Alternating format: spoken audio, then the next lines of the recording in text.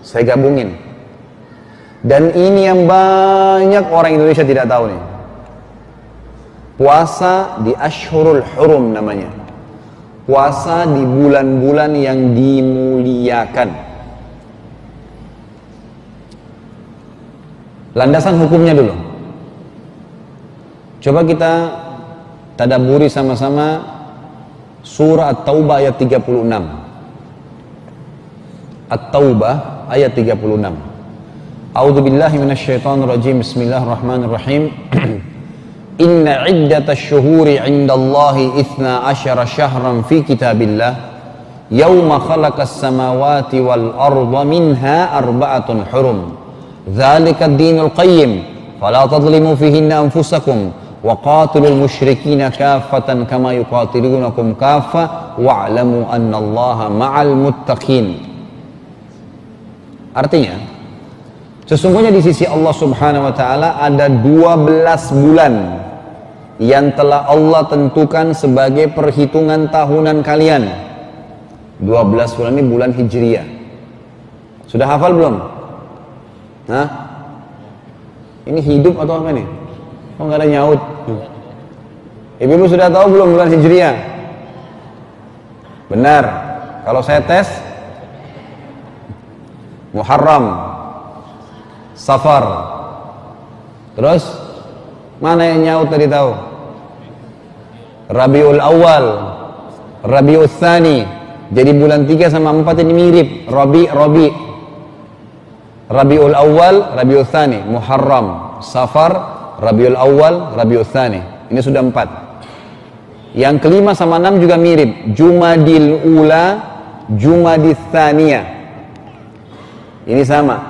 Kemudian yang ketujuh Rajab, 8 Sya'ban, 9 Ramadan, 10 Syawal. Kita sekarang bulan 10 nih. Bulan depan 11 Zulqa'dah, bulan 12 Zulhijjah.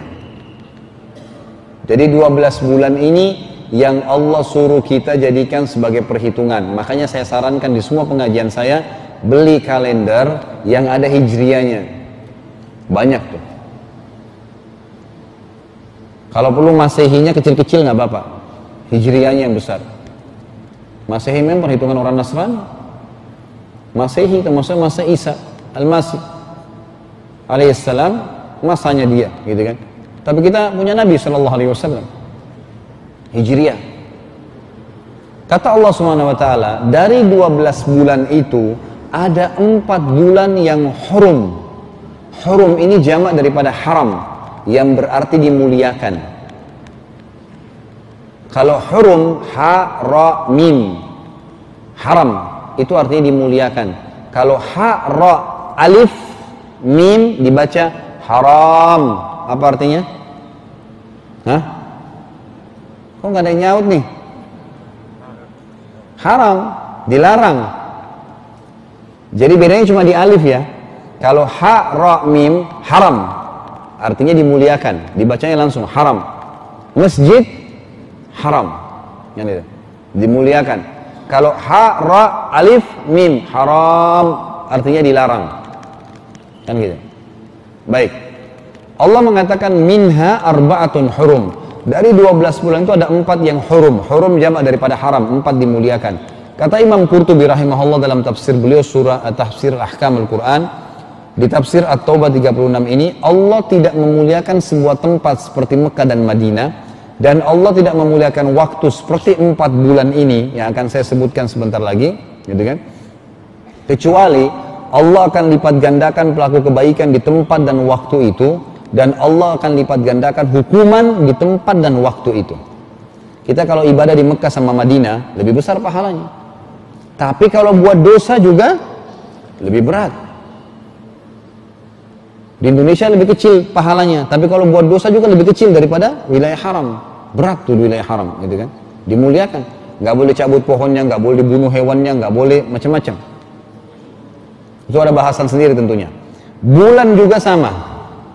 Banyak umat Islam semangat ibadah di bulan Ramadan. Nggak salah, bagus.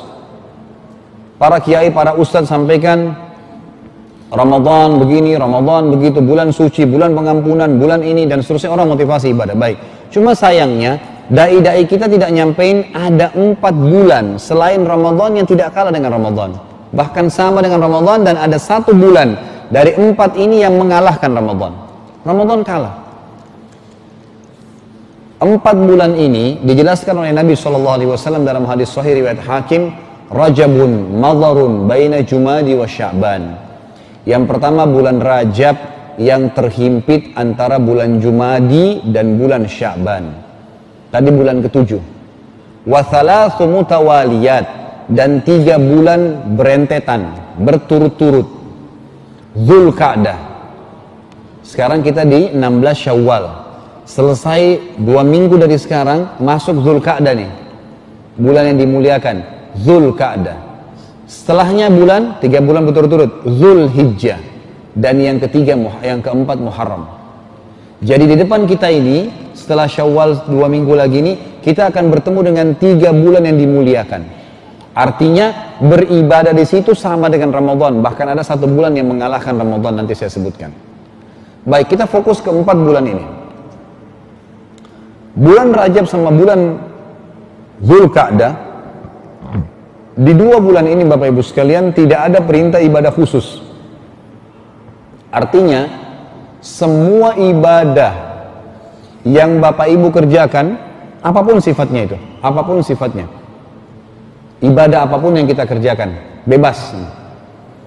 Yang wajib, yang sunnah, yang sudah ada perintahnya, maka pahalanya sama dengan Ramadan. Tinggal 2 bulan yang tersisa, Dzulhijjah dan Muharram. Nah ini 2 bulan ini ada ibadah khusus, terutama berhubungan dengan bahasan mutiara Ramadan kita, puasa ini. Ada puasa di sini. Jadi jenis ibadah puasa sunnah tadi yang 5 macam itu, 3 sudah kita sebutkan, 6 hari Syawal, kemudian puasa Senin Kamis, puasa Yaumul Bid. Tinggal yang keempat dan kelima ini berada di bulan yang mulia ini, berada di 2 bulan, Dzulhijjah dan bulan Muharram. Kita mulai dulu dengan bulan Dzulhijjah. Dan Bapak Ibu sekalian, saya ulangi lagi, sekarang kita 16 Syawal. 2 minggu lagi dari sekarang habis Syawal, masuk Dzulqa'dah. Habis Dzulqa'dah masuk bulan Dzulhijjah. Bulan Dzulhijjah ini kalau Bapak Ibu punya kalender di rumah, kalau belum sebentar bubar dari sini, beli dulu. Walaupun sudah mau habis tahun Hijriah, beli. Karena tanggal 1 sampai 10 Dzulhijjah itu dilingkarin baik-baik tuh. 10 hari pertama bulan Dzulhijjah.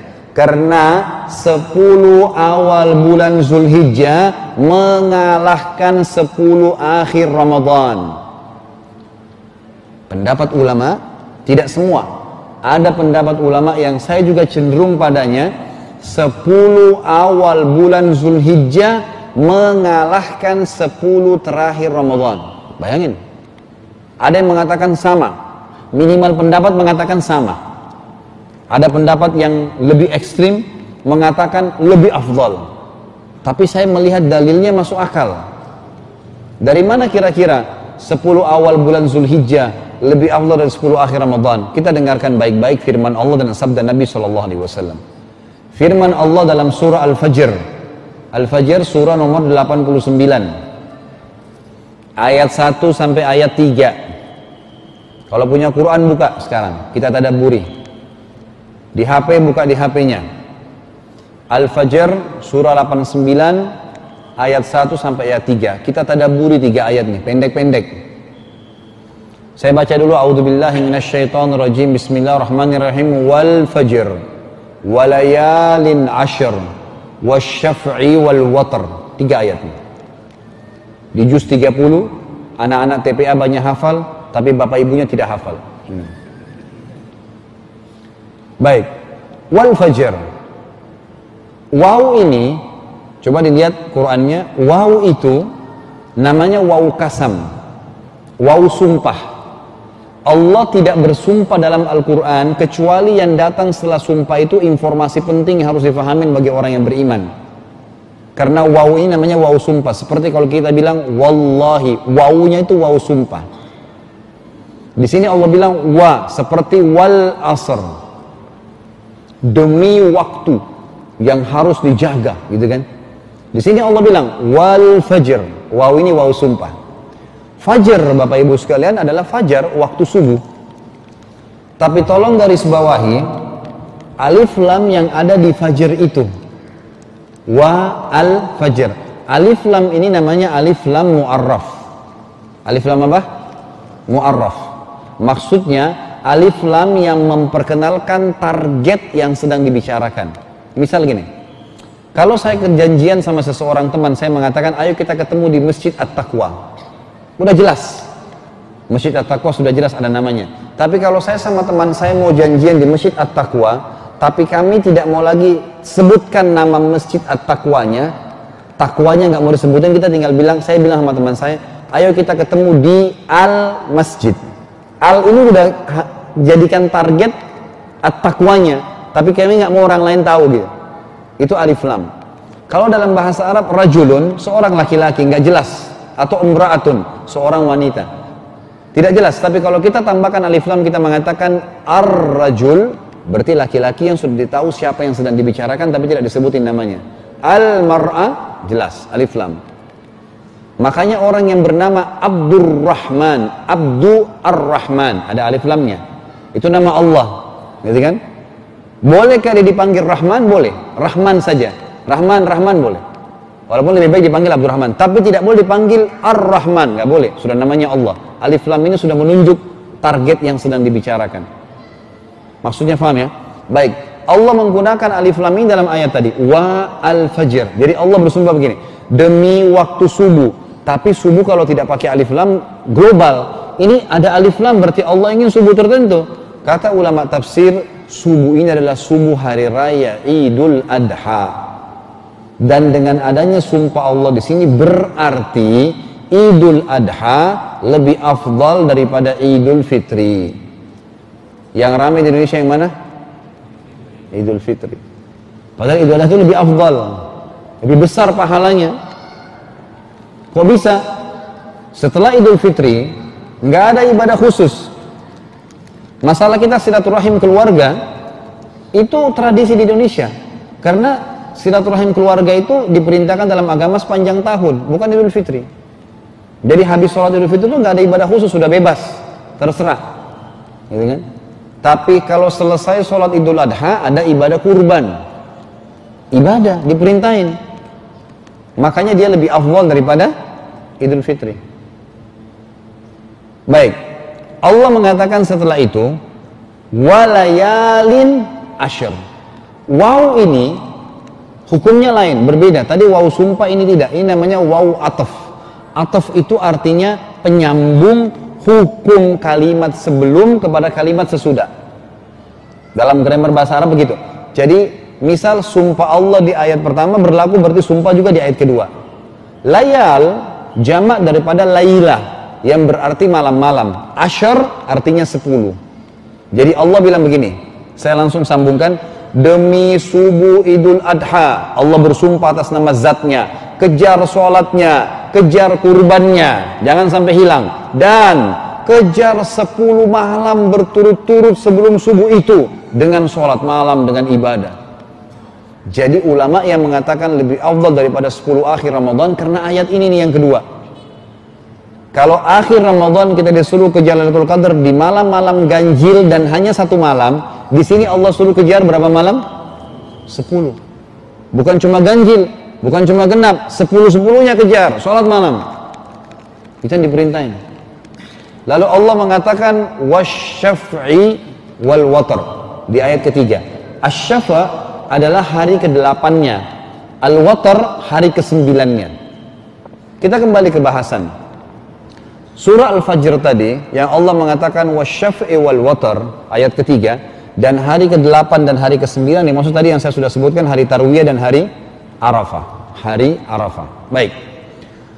Itu ayat Al-Qur'an. Kita masuk ke hadis Nabi SAW. Hadis riwayat Bukhari. Tolong kalau perlu dihafal hadis ini. Bunyinya, ma min ayyamin al-amalu salihu fihi ahabbu ilallahi min hadil ayyami anil ashr. Tidak ada hari-hari sepanjang tahun, kata ulama hadis termasuk Ramadan, Yang amal saleh sunnah pun kalau dikerjakan di dalamnya lebih Allah cintai. Maksudnya lebih afdal, lebih besar pahalanya dibandingkan amal saleh walaupun sunnah yang dikerjakan di 10 awal bulan Zulhijjah. Ini sabda Nabi SAW. Sahabat semua pada kaget. Apa kata para sahabat? Walal jihadu fi sabilillah ya Rasulullah. Wahai Rasulnya Allah, jihad, tinggalin istri, tinggalin kerjaan, pergi medan perang, bisa ditangkap musuh, bisa disiksa, bisa terbunuh. Berat jihad itu, gitu kan? Itu juga belum bisa mengalahkan amalan tanda kutip sunnah yang dikerjakan di 10 awal bulan Zulhijjah. Apa jawaban Nabi SAW? Makanya saya bilang ini hari-hari emas Anda. Garis bawahi baik-baik di kalender. Kata Nabi SAW, walal jihadu fi sabilillah. Berjihad di jalan Allah juga belum bisa mengalahkan pahala amal sunnah yang dikerjakan di 10 awal bulan Zulhijjah. Penutupan hadis kata Nabi SAW, illa rajulun, kecuali satu keadaan, seorang laki-laki, kharaja binafsihi wa malih, dia keluar membawa seluruh harta yang dia miliki, dia juga ikut berperang, punya 1 miliar, dibawa ke medan perang semua beli senjata, dia juga ikut perang, walam yarji bidzalika bisyai, dia tidak bawa pulang keduanya, habis hartanya diinfakkan, dia juga mati syahid, baru sama pahalanya dengan senyum dengan muslim, sedekah 1.000 rupiah, 1 gelas air mineral dikasih orang haus, amalan sunnah yang dikerjakan di 10 awal bulan Zulhijjah. Oleh karena itu, jenis puasa yang keempat ini, kata ulama, dianjurkan setiap muslim puasa selama 9 hari, tanggal 1 sampai 9 Zulhijjah. Jadi tadi panjang lebar kita jelaskan ini untuk titik beratkan ini 9 hari, tanggal 1 sampai tanggal 9. Jadi ini untuk mudah ingat, tanggal 10 Zulhijjah itu hari Idul Adha. Jadi 9 hari sebelum Idul Adha itu dianjurkan puasa 9 hari. Yang tidak mampu, maka boleh puasa berapa hari saja, 8 hari, 7 hari, 6 hari, 5 hari, pokoknya puasa. Yang juga tidak mampu atau mungkin tidak sempat, jangan tinggalkan 1 hari, tanggal 9, namanya puasa hari Arafah. Puasa hari Arafah, dan ini bagi yang tidak sedang haji, bagi yang tidak sedang haji. Kalau jemaah haji nggak ada puasa ya, Nabi SAW tidak berpuasa dan juga tidak menyuruh para sahabat untuk puasa yang sedang haji di Arafah. Tapi yang tidak sedang puasa, tidak sedang haji dianjurkan puasa, dianjurkan puasa. Fadilahnya, kelebihannya puasa hari Arafah ini, hadis Bukhari Muslim berbunyi, su'ilan Nabi sallallahu alaihi wasallam an saumu yawmi Arafah faqala yukaffiru sanatal madiyah wal baqiyah. Waktu Nabi SAW ditanya tentang kelebihan puasa hari Arafah, beliau mengatakan puasa 1 hari itu, 1 hari Bapak Ibu sekalian, bisa mengampuni dosa-dosa setahun yang lalu dan setahun yang akan datang. Belum dibuat sudah diampuni. Ini fadilah yang sangat besar. Jangan kehilangan puasa hari Arafah. Kalau bisa 9 hari bagus. Karena memang 9 hari itu kata ulama, ya, kembali kepada umumnya sabda Nabi SAW tadi, tidak ada amal soleh sepanjang tahun. Di sini amal soleh umum, semua amal soleh termasuk. Dan kata para ulama, hadis Bukhari yang awal saya sebutkan tadi, hadis Qudsi, bahwasanya puasa adalah amal yang paling besar pahalanya, maka ditarik oleh para ulama untuk dikerjakan di 9 hari awal bulan Zulhijjah. Puasa yang terakhir, puasa di bulan Muharram. Puasa sunnah yang terakhir, puasa bulan Muharram yang dikenal dengan puasa Tasu'a dan Ashura. 9 dan 10 Muharram. Tasu'a diambil dari kata-kata tis'a yang berarti 9, dan Ashura diambil dari kata-kata asyara yang berarti 10. Ini jenis puasa kita yang kelima.